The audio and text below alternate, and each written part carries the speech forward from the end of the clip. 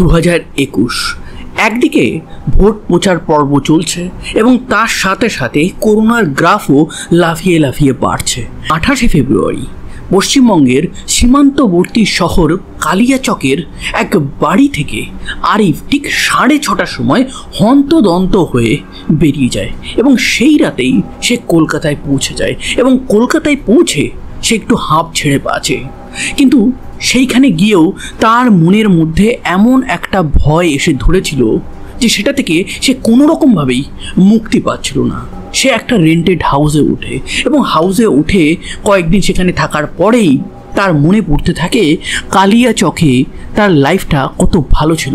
সেখানে সে তার ফ্যামিলির সাথে থাকতো, ডাক্তারি নিয়ে পড়াশুনো করার ইচ্ছা ছিল, কিন্তু সেই সমস্ত স্বপ্ন এখন শেষ হয়ে গেছে। জীবনে সে আর কোনোদিনও কালিয়াচকে ফিরতে পারবে কিনা তার কোনো আইডিয়া নেই।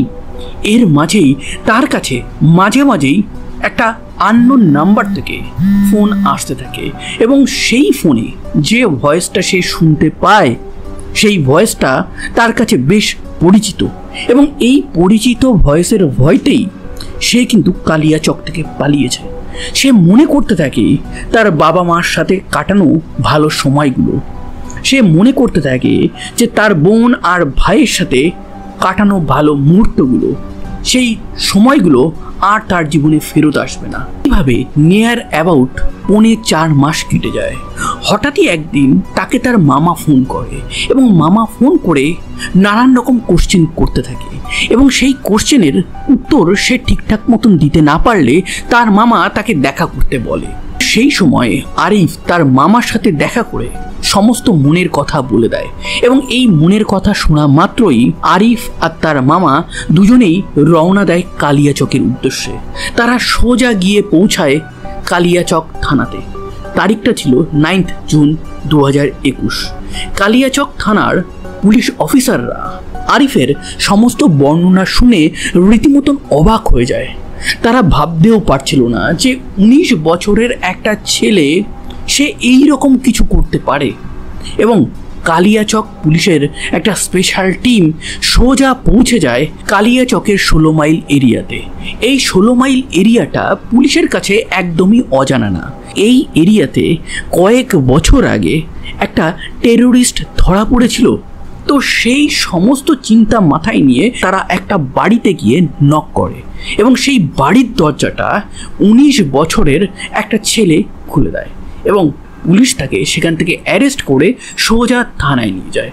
ততক্ষণে সেই 19 বছরের ছেলে কিছুই বলছে না, সে বুঝতেও পারছে না যে কেন তাকে পুলিশ অ্যারেস্ট করে এনেছে। পুলিশ তাকেই জিজ্ঞাসা করে যে জানো কি আমরা তোমাকে কেন অ্যারেস্ট করে এনেছি? তখন সে একদম চুপ করে থাকে। তখন তাকে জিজ্ঞাসা করা হয় যে তোমার মা, তোমার বোন, তোমার ঠাকুমা, তোমার বাবা এরা কোথায়? এদের সাথে তুমি কি করেছো? তাকে বেশি জোরাজুরি করতে হয়নি। সে একদম নর্মালভাবে বলে দেয় যে বাবা, মা, ঠাকুমা এবং বোনকে আমি নিজে হাতে মেরেছি। নিজের দাদা আরিফকেও আমি মারতে চেয়েছিলাম, কিন্তু সে কোনো মতে সেই দিন বেঁচে যায়। আজকের ঘটনা দুই ভাইকে নিয়ে, আসিফ আর আরিফ। আরিফ হচ্ছে বড় ভাই। সে মেডিকেল নিয়ে পড়াশুনো করতে চাইতো। সেইটা নিয়ে সে একটা কোচিং সেন্টারেও ভর্তি হয়েছিল, কিন্তু মাঝপথে তার পড়াশুনো থেমে যায় তার ভাই আসিফের জন্য। এই আসিফ ছোটোবেলা থেকেই বেশ নটোরিয়াস ছিল। সে খুব একটা কারোর সাথে কথা বলতো না, কিন্তু পাড়ার সবাই জানতো যে এই আসিফ খুব ট্যালেন্টেড। সে খুব কম্পিউটার ভালোবাসে এবং এই কম্পিউটার নিয়ে সে কিছু একটা বড় হয়ে করবে। বরাবরই প্রতিবেশীরা শুনে এসেছে এই আসিফ একটা হ্যাকার এবং তার হ্যাকিংয়ের ক্ষমতাটা নাকি এতটাই সে আকাশ থেকে প্লেন নামিয়ে দিতে পারবে, সে যে কোনো ওয়েবসাইট নাকি হ্যাক করে দিতে পারবে, সে হেলিকপ্টার হ্যাক করে দিতে পারে। তার কাজের জন্য নাকি অফার এসেছে নাসা থেকে, ইসরো থেকে। এই সমস্ত জিনিসটাই গ্রামে প্রচার করা ছিল এবং গ্রামের মানুষরা কোথাও না কোথাও সেই জিনিসটা বিশ্বাস করত এবং তার সাথে সাথে আরও বিশ্বাস করতো কারা জানেন? এই আসিফ আর আরিফের ফ্যামিলি মেম্বাররা। তখন আসিফ ক্লাস 8-এ পড়ে, বেশ ছোট ছেলে। সে একদিন মাদ্রাসাতে পড়াশুনো করতে যায়, কিন্তু সে আর ফিরে আসে না।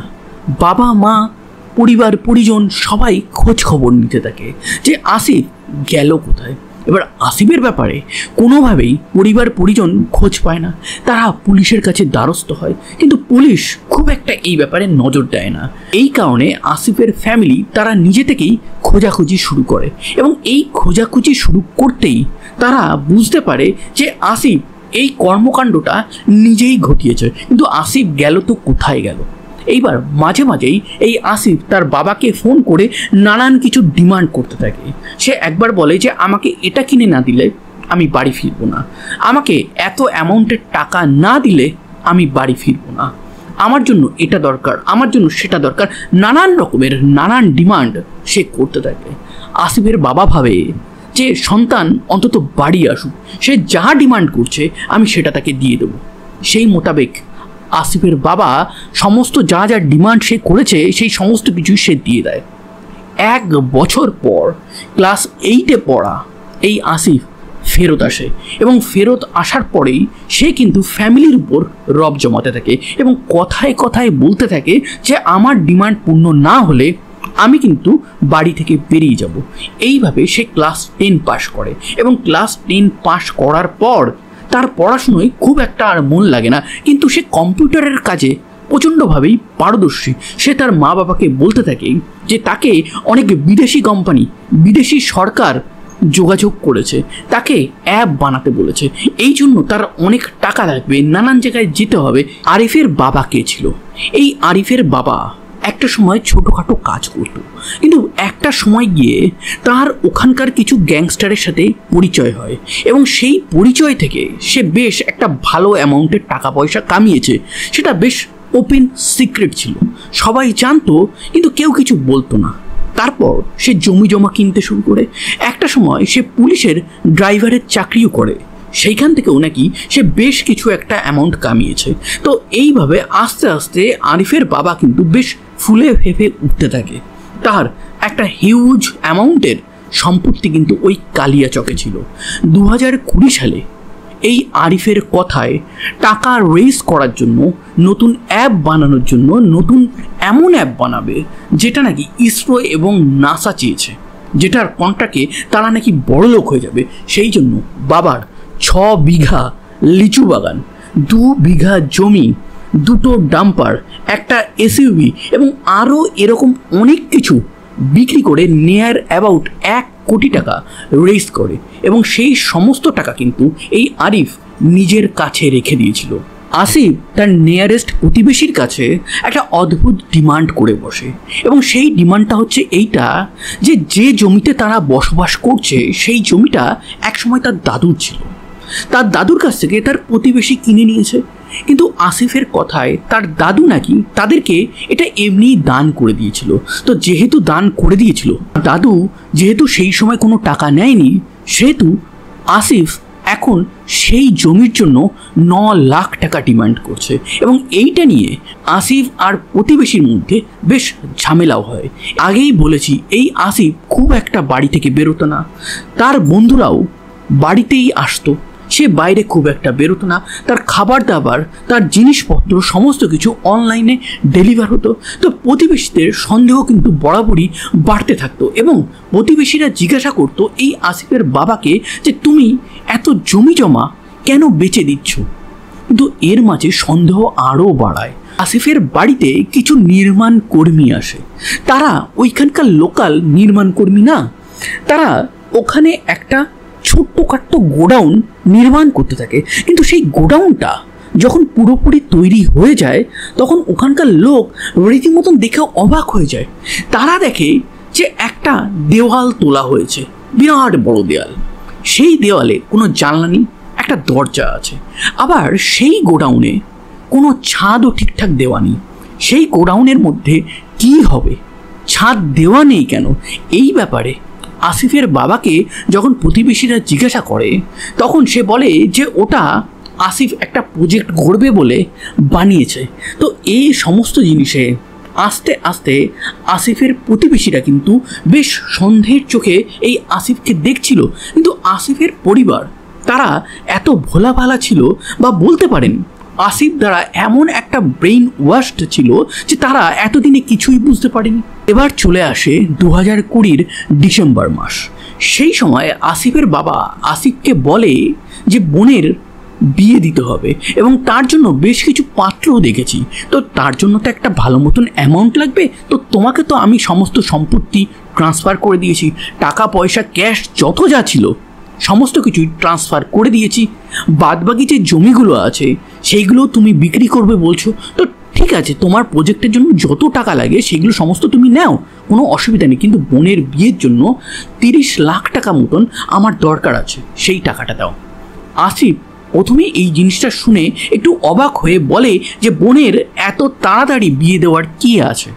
আসিফের বাবা সেই ব্যাপারে ডিসঅ্যাগ্রি করে বলে যে তোমার বোনের বিয়ের ব্যাপারটা আমার উপর ছেড়ে দাও। আসিফ সেই সময় কিছু না বললেও পরবর্তী সময় এই টাকা নিয়ে পরিবারের মধ্যে কিন্তু আসিফের সাথে ঝামেলা হতে থাকে এবং এই ঝামেলাটা একটা সময় তার পথের কাঁটা হয়ে যায় এবং আসিফ বুঝতে পারে এই ঝামেলাটা তাকে সারা জীবনের জন্য আটকিয়ে রাখবে এবং এই ঝামেলাটা তার জীবন থেকে বরাবরের জন্য সরাতে হবে, এবং সেই ঝামেলাটা হচ্ছে তার নিজের পরিবার। চলে আসে সেই অন্ধকার দিন, ফেব্রুয়ারির 28 তারিখ 2021 দুপুরবেলা 3টের সময় ওই বাড়ির সবাই খাওয়া দাওয়া করে। সেদিনের খাওয়া দাওয়াটা বেশ একটু ভারী ছিল এবং সেটাকে হজম করার জন্য আমরা উপদেশীয় মানুষরা সাধারণত কোল্ড ড্রিঙ্কসকে ইউজ করি, যেটা করা উচিত না। তো এই ক্ষেত্রে সেই বাড়ির সবাই ওই কোল্ড ড্রিঙ্কস পান করে এবং পান করার পর ওই বাড়ির 5 জন মেম্বার অচৈতন্য হয়ে পড়ে যায়। যে 5 জন মেম্বার অচৈতন্য হয়ে পড়ে যায় তারা হলো আসিফের মা, ঠাকুমা, বাবা, দাদা এবং বোন। আসিফ তখন চুপচাপ করে তার প্ল্যানের দিকে একটু একটু করে এগোচ্ছে। আসিফ সেদিন প্ল্যান করেই নিয়েছিল যে তার ফ্যামিলিকে এই পৃথিবী থেকে সরিয়ে দিতে হবে। এই কারণে ঠিক খেতে বসার আগে এই আসিফ কোল্ড ড্রিঙ্কসের বোতলের মধ্যে বেশ কয়েকটা ঘুমের ওষুধ দিয়ে দিয়েছিল। সবাই অচৈতন্য হয়ে পড়ে আছে। সে পাশের রুম থেকে একটা দড়ি নিয়ে আসে এবং দড়ি নিয়ে এসে সে প্রত্যেকের গলায় প্যাচ লাগিয়ে অনেকবার করে টানতে থাকে। আস্তে আস্তে প্রত্যেককে টেনে একটা ছোট্ট সুড়ঙ্গের মধ্যে নিয়ে যায় এবং সেই সুড়ঙ্গে সে 5টা কফিন বানিয়েছে। সেই কফিনগুলো সে জল দিয়ে ভর্তি করে। পাশেই একটা বড় চৌবাচ্চা বানানো হয়েছে। তো কফিনের মধ্যে মা, ঠাকুমা, দাদা, বোন বডিটা রেখে তার মধ্যে জল ভর্তি করে তাদেরকে সলিল সমাধি দেওয়ার প্ল্যান করা হয়। কিন্তু হঠাৎই এই সমস্ত কিছুতে একটা প্রবলেম ক্রিয়েট হয়ে যায়। তার দাদা আরিফ, তার উপর ঘুমের ওষুধটা খুব একটা বেশি এফেক্ট করেনি। আরিফ থানাতে একটা জিনিসই বলে যে আমি যখন ওই জলের মধ্যে আছি হঠাৎই আমার ঘুমটা ভেঙে যায়। আমি ভাবি আমি মনে হয় কোনো স্বপ্নের মধ্যে আছি। আমি হুট করে উঠে বসি এবং উঠে বসতেই দেখি যে আমার ভাই আসিফ সামনে দাঁড়িয়ে আছে। আমি কিছুই বুঝতে পারি না। সে হঠাৎই আমার উপর ঝাঁপিয়ে পড়ে। আমি তার সাথে ফাইট করে তাকে ধাক্কা দিয়ে সরিয়ে দিয়ে ওই সুড়ঙ্গ দিয়ে সোজা বেরিয়ে যাই এবং বেরিয়ে যাওয়ার সময় আমার ভাই আমাকে বলে যে এই জিনিস যদি কাউকে বলো তাহলে তোমার অবস্থা আমি খারাপ করে দেবো। তোমার ফোন অলরেডি আমি হ্যাক করে নিয়েছি। তোমার ফোনে তোমার গার্লফ্রেন্ডের সাথে যে অন্তরঙ্গ মুহূর্তের ভিডিও আছে সেটা আমি পাবলিক করে দেবো। তুমি হয়তো বেঁচে থাকবে কিন্তু তোমার সম্মান থাকবে না। তুমি পৃথিবীর যেখানেই থাকো না কেন আমি সেখানে গিয়ে তোমাকে ট্র্যাক করে মেরে ফেলতে পারবো। তো তুমি যেখানেই যাচ্ছ না কেন আমার ফোন ধরবে এবং কোনোভাবে এটা কাউকে বলার চান্সও নেবে না। আরিফ সেদিন প্রাণে বেঁচে সোজা কলকাতায় চলে যায়। এইদিকে আসিফের কাজ তখনও শেষ হয়নি।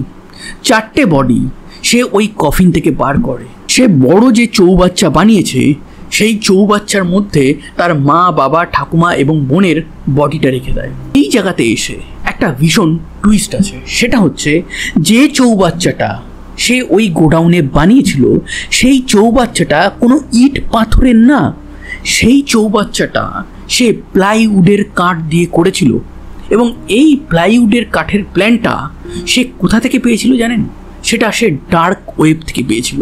পুলিশের কাছে এই আসিফের ব্যাপারে 2021 মার্চ মাসে একবার একটা রিপোর্ট গেছিল, যেহেতু সে গ্রামে বলে বেড়াতো যে সে সবার ফোন হ্যাক করতে পারবে এবং তার বাড়ির মেম্বারদেরকে প্রতিবেশীরা দেখতে না পেয়ে যখন তাকে জিজ্ঞাসা করে যে তোমার ফ্যামিলি মেম্বাররা কোথায়, তখন সে বলে যে তারা সবাই কলকাতায় চলে গেছে। এবং এই জায়গাতে কোথাও না কোথাও প্রতিবেশীদের সন্দেহ হয়, তারা পুলিশকেও বলে এবং পুলিশ এই ব্যাপারে কিন্তু এই আসিফের কাছে তদন্ত করতে আসে। তখন তারা এই গোডাউনে যায়নি, তখন তারা নর্মালি আসিফকে জিজ্ঞাসাবাদ করে এবং আসিফ সেই সময় বলে যে আমি কম্পিউটারে প্রচণ্ডভাবে ইন্টারেস্ট। তারা সেই সময় এসে তদন্ত করে সেইভাবে কিছু না পেয়ে চলে যায়। কিন্তু আসিফ এরপরে আরও একটা মারাত্মক ঘটনা ঘটায়, সেটা হচ্ছে যেসব মেম্বাররা তাকে তদন্ত করতে এসেছিল পুলিশের তরফ থেকে, তাদের ফোন এই আসিফ হ্যাক করার চেষ্টা করে এবং তার প্রমাণও কিন্তু পুলিশ পায়। আসিফকে নিয়ে পুলিশ তার বাড়িতে যায় এবং এই ঘটনার আবার পুনর্নির্মাণ করে এবং সেই পুনর্নির্মাণে এটা বেরিয়ে আসে যে এই আসিফ এটা ফার্স্ট টাইম এই অ্যাটেম্পটা করেনি, এর আগেও সে তার ফ্যামিলি মেম্বারকে একবার মারার চেষ্টা করেছিল, কিন্তু সেইবার শেষ মুহূর্তে সমস্ত কিছু ক্যান্সেল হয়ে যায়। পুলিশ তার বাড়িতে গিয়ে দেখতে পায় তার বাড়িতে অনেকগুলো ল্যাপটপ, অনেকগুলো ফোন, এবং সেই ল্যাপটপ আর ফোন সমস্ত কিছু চেক করে তারা দেখতে পায় যে এই আসিফ ডার্ক ওয়েবে নানান রকম সার্চ করেছিল। সেখানে সে নানান রকম অ্যাডাল্ট কন্টেন্টও দেখতো, সেখানে সে বিটকয়েন দিয়ে অনেক কিছু পারচেস করতো, সেখানে সে লাইভ খুনের ভিডিও দেখতো, সেইখান থেকে সে অস্ত্র কী করে কিনতে হয়, সেটা কিভাবে পাচার করতে হয়, কাউকে কিভাবে মারতে হয়, সেই বডিটা কী করে ডিসপোজ করতে হয়, সেই সমস্ত কিছু জানতে পারে এবং সেইখান থেকেই সে প্ল্যানটা পায় যে কিভাবে মারা যেতে পারে কাউকে এবং তার কোনো প্রমাণ যাতে না থাকে। পুলিশ যখন ওই আন্ডারগ্রাউন্ড ওপেন ছাদওয়ালা গোডাউনে যায়, সেখানে গিয়ে তারা দেখতে পায় ওই 4টে বডি ডিকম্পোজ হয়ে গেছে, সেগুলো প্লাস্টিকে জড়ানো আছে। যেহেতু ওই গোডাউনের ছাদটা ওপেন ছিল, বৃষ্টিতে ওই বডিগুলোর অবস্থা একেবারেই খারাপ হয়ে গেছে।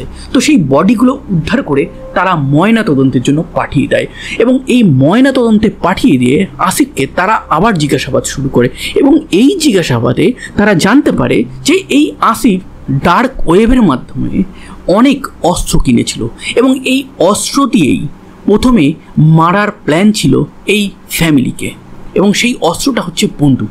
কিন্তু বন্দুকের ব্যাপারে সে আরেকটু খোঁজখবর নিতেই জানতে পারে যে বন্দুক থেকে যতগুলো গুলি চলে সেটা একটা প্রমাণ রেখে যায় এবং তার সাথে সাথে গুলির যে আওয়াজ হবে এটা সে লোকাবে কী করে, এই কারণে গুলি করে মারার প্ল্যানটা সে ক্যান্সেল করে দেয়। কিন্তু সে অনেক বন্দুক কিনেছিল, সেই বন্দুকগুলো সে রাখবে কোথায়, এই কারণে সে প্ল্যান করে তার এক বন্ধুকে বলে যে আমার কাছে কিছু বন্দুক এবং গুলি আছে, সেইগুলো তুই তোর বাড়িতে রাখ, আমি তোকে মাসে মাসে এই জিনিসগুলো লুকিয়ে রাখার জন্য টাকা দেব।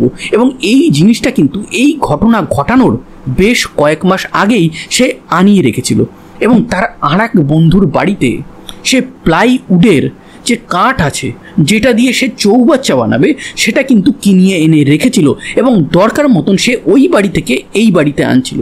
তার বন্ধুদেরকেও তোলা হয়, তাদেরকে জিজ্ঞাসাবাদ করা হয় এবং তারা বলে যে বেশ কয়েকদিন আগে এইরকম গুলি আর বন্দুক আমাদের বাড়িতে রেখে গেছিলো, তার বদলে আমাদের টাকা দিচ্ছিল এবং প্লাইউডের কাঠও আমাদের রেখে গেছিলো। সে বলছিল যে আমার কিছু প্রজেক্টের জন্য এই কাঠগুলো লাগবে, আমরা জানতামও না যে সে তার মা, বাবা, বোন এবং ঠাকুমার সাথে এই কর্মকাণ্ড ঘটাবে, আমাদেরকে টাকা দিচ্ছিল তাই আমরা রেখেছিলাম এবং কিছু জিনিস সে নিয়েও গেছিলো, আবার কিছু জিনিস পরে আবার ফেরতও দিয়ে গেছিলো। তো আমরা এই ব্যাপারে খুব একটা জানি না। ডার্ক ওয়েবে সে আরও একটা জিনিস সার্চ করেছিল যে অ্যাসিডে ডুবিয়ে কি করে কোনো বডিকে ভ্যানিশ করা যায়। সেইটা সার্চ করতে গিয়ে সে একটা সিরিয়াল কিলারের ব্যাপারেও বেশ পড়াশুনো করেছিল। তার নাম হচ্ছে জন হেইগ। এই জন হেইগ ভারতবর্ষের স্বাধীনতার আগেই 1944 থেকে 1946 সাল নাগাদ বেশ কয়েকটা খুন করেছিল এবং খুন করার পর তাদের বডিগুলোকে এইভাবে অ্যাসিডে চুপিয়ে একদম ভ্যানিশ করে দিয়েছিল। পরবর্তীকালে সে যদিও ধরা পড়ে যায়। তো এই জিনিসটা কিন্তু সে প্ল্যান করছিল, কিন্তু পরবর্তী সময় সে দেখে যে অ্যাসিড অনেকটা পরিমাণে কিনতে গেলে অনেক রকমের প্রবলেম হবে এবং অ্যাসিড কিনে সে এই ঘটনাটা ঘটাতে গেলেও কোনো দুর্ঘটনা ঘটে গেলে তারও শরীরের ক্ষতি হতে পারে। পুলিশ যখন আসিফের কাছ থেকে বন্দুক পায় তখন আসিফের কোনো জঙ্গি যোগ আছে কিনা সেই ব্যাপারে ভালো করে দেখতে থাকে। কেন? এই কালিয়াচকের যে 16 মাইল এরিয়াতে তার বাড়ি, তার থেকে ঠিক 200 মিটার দূরে জিয়াউল বলে এক জঙ্গিরও বাড়ি। এই জঙ্গি অনেক বিস্ফোরণের সাথে যুক্ত ছিল, সে বর্তমানে জেলে আছে। তো যেহেতু এই আসিফের বাড়ি থেকে এত অ্যামাউন্টের বন্দুক এবং গুলি পাওয়া গেছে, তো তার কি কোনো টেরর লিঙ্ক আছে সেই ব্যাপারেও পুলিশ তদন্ত শুরু করে। আসিফের চাল এতটাই পারফেক্ট ছিল যে সে তার মা বাবাকে বলেছিল যে একটা স্পেশাল কাজের জন্য আমাদেরকে মুম্বাই যেতে হবে। তো পাড়া প্রতিবেশী আত্মীয় স্বজনদেরকে এই আসিফের মা বাবা সবসময় বলতো যে আমরা এখানে বেশি দিন থাকবো না, আমার ছেলে একটা স্পেশাল প্রজেক্টের জন্য বাইরে যাবে, সেখানে ব্যবসার অনেক অপরচুনিটি আছে, তো আমরা এখান থেকে বেরিয়ে যাব। এই কারণেই জমি জমা সমস্ত কিছু বেচে দিচ্ছি। যে এই আসিফ কেন তার গোটা ফ্যামিলি মেম্বারদেরকে এইভাবে মারলো? আসিফের কি কোনো জঙ্গিযোগ আছে? আচ্ছা, আসিফের দাদা আরিফ সে কিভাবে বেঁচে গেল এবং বেঁচে গিয়ে সে কলকাতা চলে গেল, কিন্তু কলকাতা গিয়ে সে কোনো পুলিশকে বলল না, তার কোনো ফ্যামিলি মেম্বারকে বলল না, সে চুপচাপ 4 মাস বসে থাকলো কেন? তারপরে তার মামাই হঠাৎ করে এই আরিফের সাথে কন্ট্যাক্ট করে কেন সন্দেহ করলো, কেন আরিফকে নিয়ে সে সোজা থানায় গেল? তার পিছনে আরও একটা ব্যাক হিস্ট্রি আছে। এই আসিফ সে প্রচণ্ডই টাকা লোভী ছিল, সোজা কথায় বলতে পারেন গোল্ড ডিগার ছিল, এবং এই যে টাকা আছে সেইটার লোভ সে ক্লাস 7-8 থেকেই পেয়ে গেছিল। ক্লাস 7-8-এই সে নিজের একটা কিডন্যাপিং প্ল্যান করে এবং সেই প্ল্যান মারফত সে 1 বছর বাইরে থাকে। সেই 1 বছর সে বাইরে কোথায় ছিল সেটা কিন্তু তার ফ্যামিলি মেম্বার মৃত্যু পর্যন্ত জানতে পারেনি। যাই হোক, সে বাইরে ছিল এবং সেই বাইরে থাকাকালীন সে তার মা বাবাকে ব্ল্যাকমেল করে অনেক পয়সা কড়ি হাতিয়েছে।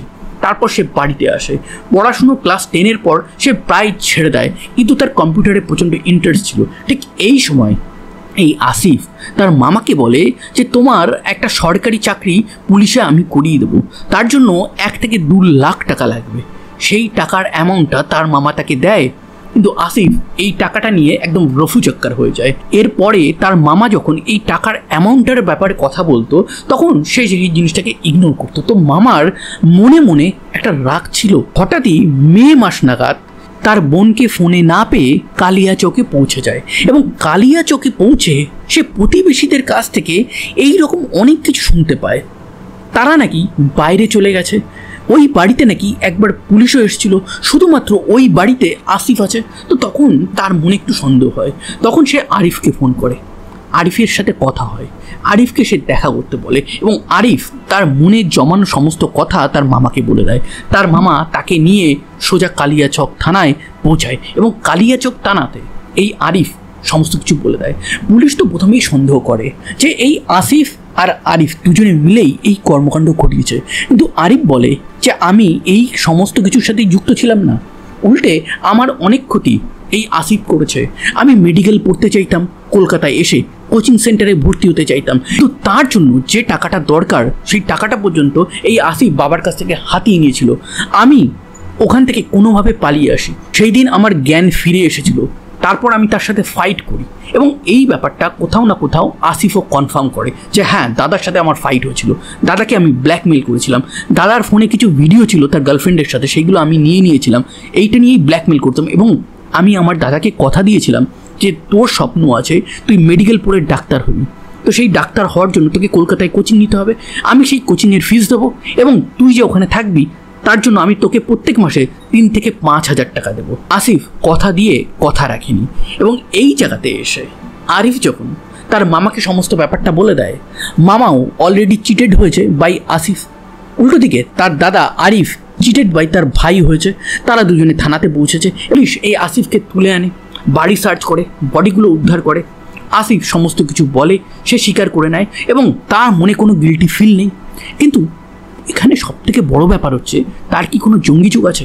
পুলিশ অনেক তদন্ত করে জানতে পারে যে না, তার কোনো জঙ্গি যোগ নেই। ইন ফিউচার হয়তো তার কোনো প্ল্যান ছিল, কিন্তু সেই প্ল্যানটা কী ছিল সেটা আসিফ তখনও ভাবেনি। কিন্তু আসিফ একটা হিউজ অ্যামাউন্টের অ্যামো তার বাড়িতে এনে রেখেছিল। সে ডার্ক ওয়েব থেকে সমস্ত প্ল্যান বানিয়ে সেই প্ল্যানটা এক্সিকিউট করে। কেন করেছিল এই জিনিসটা পুলিশ যখন তাকে জিজ্ঞাসা করে, সে তার ঠিকঠাক কোনো উত্তর দেয় না। সে এক্স্যাক্টলি কোনো পয়েন্টও বলে না যেখান থেকে পুলিশ কোনো ক্লু পাবে। পুলিশ অনেক মনোবিদদের এখানে ডেকে আনে, আসিফের সাথে তাদের কথা হয় এবং সব শেষে সেই সমস্ত মনোবিদরা একটা কথাই বলে যে এই আসিফের টাকার লোভ ছিল। টাকার লোভ থেকেই এই সমস্ত কর্মকাণ্ড সে ঘটিয়েছে। ইভেন এই আসিফ তার দাদা আরিফকেও এই ব্যাপারটাই বলেছিল যে ফ্যামিলির যত জমি জমা আছে, টাকা পয়সা আছে, সব আমার হবে, তোদেরকে এই পৃথিবীতে বেঁচেই থাকতে হবে না। সে ধরা পড়ে যাবে এবং সেই কারণে সে চেষ্টা করছিল তার যে বাড়ি আছে এবং বাদবাকি কিছু জমি জমা যা আছে সেই সমস্ত কিছু সেল করে পালিয়ে যাওয়ার। কিন্তু সে কোথায় পালিয়ে যেত এবং তার ফিউচার প্ল্যান কী ছিল যে ইন্ডিয়ার কোনো একটা বড় শহরে একটা বড় টেরর অ্যাটাক করা। সে সাইবার ব্যাপারে অনেক কিছু জানতো এবং সে হ্যাকিংয়েরও অনেক জায়গায় অনেক চেষ্টা করেছিল। সে একটা অ্যাপ বানানোর চেষ্টা করছিল, কিন্তু সেই অ্যাপের মাধ্যমে সে কী করত, পুলিশ তদন্ত করে দেখে যে হ্যাঁ চেষ্টা তো করেছিল, কিন্তু সেইভাবে সে তেমন কোনো অ্যাপ বানাতে পারেনি। 2021-এ এই ঘটনা বেরিয়ে আসার পর সারা পশ্চিমবঙ্গ ওই ভোট আর করোনার মরশুমে এই ঘটনাটা নিয়ে পড়ে থাকে। তারা বুঝতেই পারছিল না যে 19 বছরের একটা ছেলে জাস্ট টাকার লোভে কীভাবে তার ফ্যামিলির সাথে এই রকম কিছু করতে পারে। তো যাই হোক, তারপর 4 বছর কেটে যায়। মালদা কোর্ট থেকে জাস্ট 4 দিন আগে একটা রায় আসে এবং বিচারক একে রেয়ারেস্ট অফ রেয়ার বলে আসিফের ফাঁসির সাজা ঘোষণা করে। আসিফের আইনজীবী বলে তারা হায়ার কোর্টে যাবে। আসিফ এখনও জেলে আছে।